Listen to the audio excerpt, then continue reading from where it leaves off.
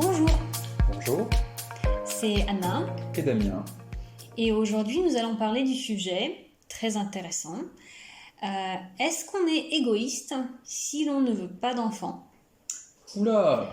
Pour moi, c'est le départ. C'est là où il faut commencer quand on parle de sujet child-free parce que moi, je sais pas toi Damien comment c'était toi ton vécu, mais moi, à chaque fois que je disais que je veux pas d'enfants, on me disait que j'étais égoïste et que si je voulais pas d'enfants, c'était parce que j'étais égoïste. Ah oui, non, mais là on rentre tout de suite dans les querelles et les débats des repas de famille. Attention.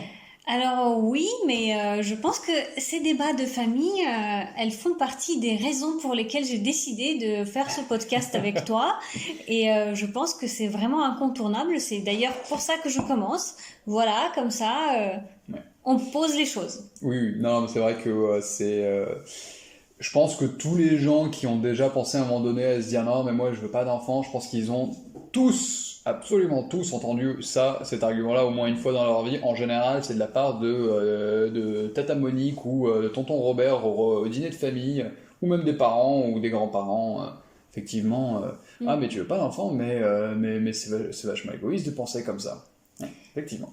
Ouais, c'est marrant quand même que ce genre d'argument, ça vient d'habitude de la famille et pas des amis, parce que j'ai eu aussi des réactions des amis qui étaient très étonnés du fait que je ne voulais pas d'enfant et qui étaient convaincus, persuadés, déterminés que j'allais changer d'avis dans les 10 années qui viennent. Oui, ah bah alors là, ça, c'est encore autre chose. Non, mais tu verras, tu vas changer d'avis à un moment donné. Là, on est encore sur un autre argument, mais oui, effectivement, je suis d'accord. C'est vrai que la plupart du temps, l'argument c'est vachement égoïste, c'est vrai que c'est plus souvent quelque chose qu'on entend venir de la famille, en tout cas moi de mon vécu, que de la part des cercles d'amis ou professionnels ou des collègues ou autres. Mm. Oui, c'est principe. Enfin. T'as une idée de pourquoi c'est comme ça? Alors, ouais, je pense avoir quelques idées. Bah, il y a comment dire? Moi, je pense que l'un des trucs, avant que je parte sur des trucs plus virulents, plus méchants, l'un des premiers, c'est souvent parce que il y a beaucoup de gens qui aiment bien les bébés. Mais qui aiment bien ça presque comme un jouet, tu sais, parce que c'est un truc mignon, les bébés. Mhm. Et et il y a tout de suite cette idée de oh mais si tu vas avoir un bébé, mais moi je vais m'en occuper, et moi je serai la tata, oh et puis nous on va être papy et mamie, tu vois, et il y a tout de suite ce truc de papy, enfin très souvent je trouve des parents qui veulent devenir les papy et mamies, pouvoir gâter leurs petits enfants, et du coup si tu leur offres pas ça, cette opportunité dans la vie, ben ils pourront pas, oui, ben, ils peuvent pas devenir grands-parents sans toi. Et du coup, enfin, moi, de ce que j'ai entendu, c'est plus souvent ça, Mm. effectivement. Moi, je pense aussi que euh, l'argument, quand on dit tu es égoïste, je pense que l'idée vraiment derrière, c'est pas que tu es égoïste, mais que tu penses pas aux autres. Mm. Tu choisis quelque chose que nous, on n'aimerait pas. Par exemple, bah, oui, forcément, je pense aux parents parce que c'est de là que ça vient d'habitude, ce genre d'argument. Mais ouais, en soi, c'est... Bah déjà, commençons peut-être par le début. Pour toi, qu'est-ce que ça veut dire égoïste? Oula. Euh, Est-ce que c'est mauvais? Est-ce que c'est bien? Est-ce que c'est neutre déjà? Commençons par là. Pour moi, c'est neutre. C'est un mot plutôt neutre. Je pense qu'on peut être égoïste dans une bonne mesure, se respecter soi, respecter les autres. hmm. Et on peut aussi être égoïste dans une vraiment trop. Et là, du coup, ça devient un terme négatif. Mais en soi, je pense pas que c'est quelque chose de négatif. Et toi, du coup, qu'est-ce que t'en penses? Alors, je suis assez d'accord avec ça. Enfin, c'est-à-dire que, en fait, pour moi, le mot égoïste dépend évidemment complètement du contexte, en fait. Alors, je suis sûr qu'il y a une définition très précise du mot égoïste. Bah tiens, voilà, Il est en train de chercher sur Google, hein. je laisse sous les yeux. Voilà, égoïste, personne qui ne recherche que son intérêt, son plaisir, sa satisfaction personnelle. Et alors, c'est assez drôle d'ailleurs, parce que le premier exemple qui donne à cette définition, c'est le narcissique est un égoïste trop soucieux de son apparence. Et c'est quelque chose justement pour moi qui est un peu trop souvent confondu. Alors je ne vais pas partir trop loin là-dessus parce qu'après on va s'égarer un petit Oui, peu. c'est pas non plus le sujet de l'épisode. C'est ça, mais effectivement c'est important de définir ce que c'est d'être égoïste. Si on prend vraiment que la définition, et elle est bonne la définition, c'est penser à soi en fait. Penser à soi, c'est pas une mauvaise chose. C'est juste que bah, évidemment ça dépend du contexte. Mais pour moi je pense que c'est une bonne chose dans le sens où pour moi il faut d'abord dans quasiment tous les contextes que tu puisses rencontrer, c'est important de d'abord penser à soi pour être soi-même heureux et obtenir ce que nous on veut avant de penser aux autres. Penser aux autres, oui, c'est bien, mais penser aux autres sans penser à soi du tout, non, c'est le meilleur moyen d'être malheureux. Donc, Mm. Ouais, je suis plutôt d'accord, oui. J'ai observé pendant assez longtemps, bah, mes parents, ils viennent d'une génération ils ont plus de 60 ans, et ils ont grandi vraiment après la Seconde Guerre mondiale dans une mentalité euh, vraiment, tu ne penses pas à tes propres besoins parce que surtout à l'époque, il n'y avait pas vraiment la possibilité de penser à soi. mhm, C'était un autre contexte et j'ai un peu l'impression que comme il y a des gens, bah là, du coup, je parle pas que de mes parents, mais de manière générale, qui ont beaucoup sacrifié dans leur vie pour, par exemple, avoir des enfants, parce que notamment à l'époque, il n'y avait pas de contraception fiable comme aujourd'hui, et c'était plus difficile aussi de faire ce choix-là, de ne pas avoir d'enfants. C'était très difficile, même socialement, médicalement, de plusieurs manières différentes, c'était difficile. Et du coup, comme ces personnes-là se sont sacrifiées, ont sacrifié leur temps libre, ont beaucoup mhm. voilà, misé sur le fait que avoir des enfants c'était la bonne chose malgré tous les inconvénients que ça apporte. Et j'ai un peu l'impression que ces gens maintenant trouvent ça normal de passer par toutes ces difficultés-là et ne comprennent pas le choix de ne pas vouloir le faire.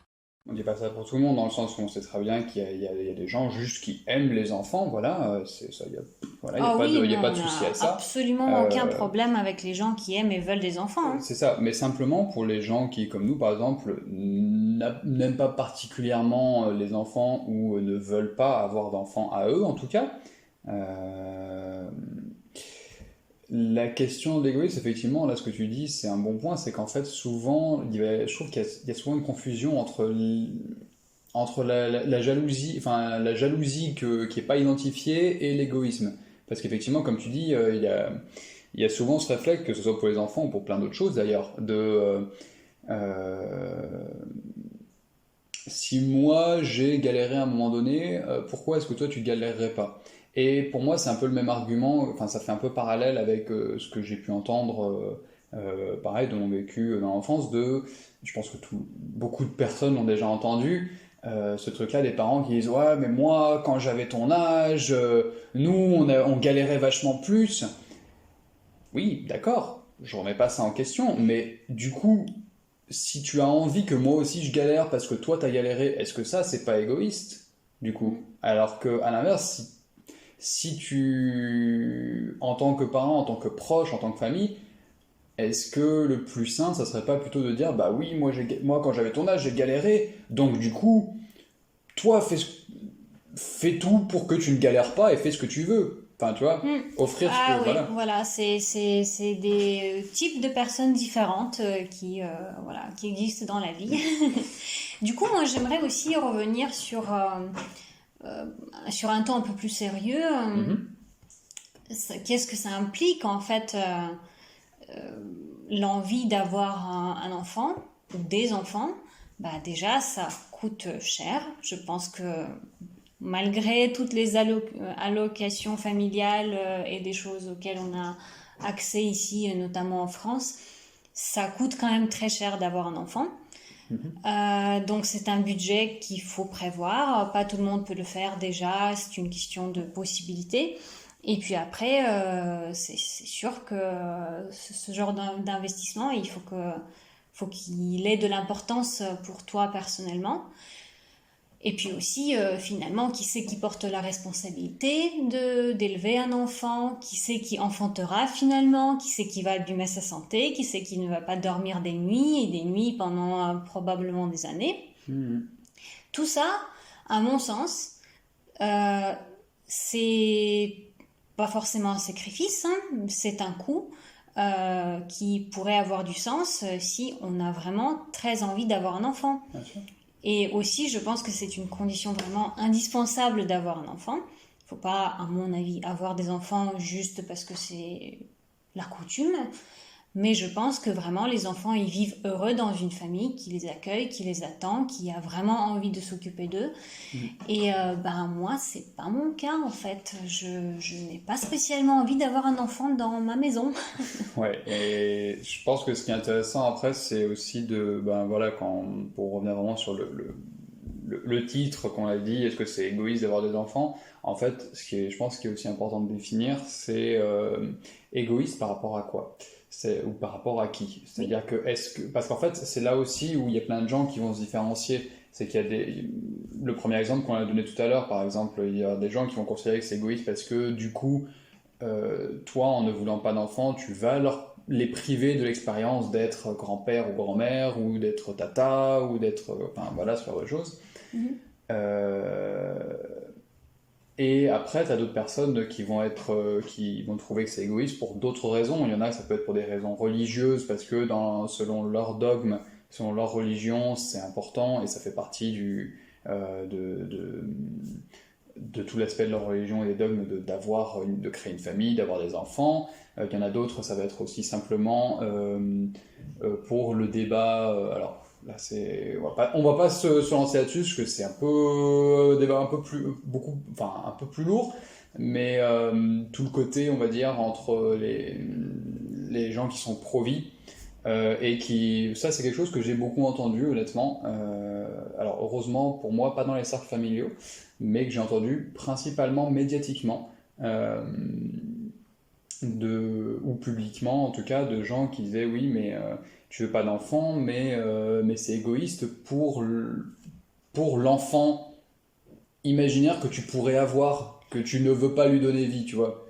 Tu ne veux pas donner la vie, et du coup le fait de refuser d'avoir un enfant, tu empêches cette vie potentielle qui n'existe même pas, qui est imaginaire, de venir au monde. Attends, parce que quand tu disais pro-vie au départ, moi je comprenais les gens qui sont contre les avortements. Oui. C'est ça à quoi tu penses? Ou Parce que là, quand tu parles d'enfants imaginaires, moi... Moi, c'est dans ce genre de cadre que je l'ai beaucoup entendu, effectivement. C'est souvent... Dans le cadre d'avortement? Alors, pas forcément dans le cadre d'avortement, mais en tout cas, c'était ce genre de public, de ce genre de communauté qui avait ce type d'argument-là en général. Donc en fait, t'as quelque part un devoir de produire de la vie, de transmettre tes gènes, de faire survivre l'humanité. Attention, grosse responsabilité.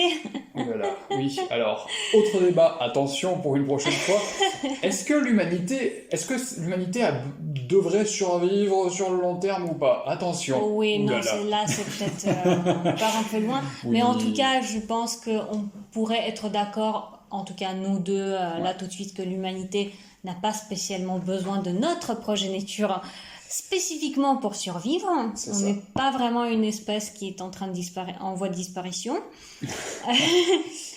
Voilà. Mais oui, effectivement. Du coup, je pense que c'est important ce que tu as commencé à dire, que c'est important de définir par rapport à qui c'est égoïste. C'est ça.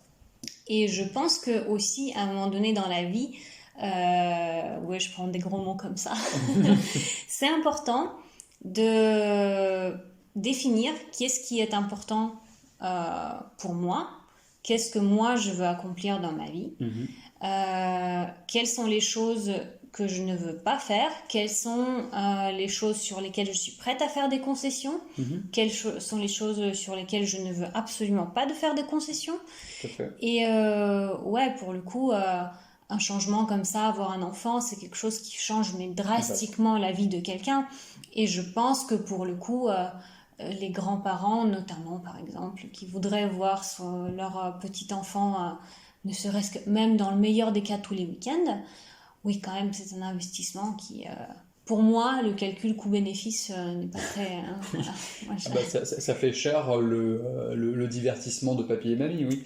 Ouais, voilà, j'ai envie de dormir quand même en semaine Ouais. et en week-end de préférence. Non, mais c'est sûr. Et enfin, j'avais un dernier truc par rapport à ça, avant de justement passer à un autre argument, c'était aussi que c'est plus une réponse, on va dire, à cet argument de mais c'est vachement égoïste que tu veuilles pas faire un enfant.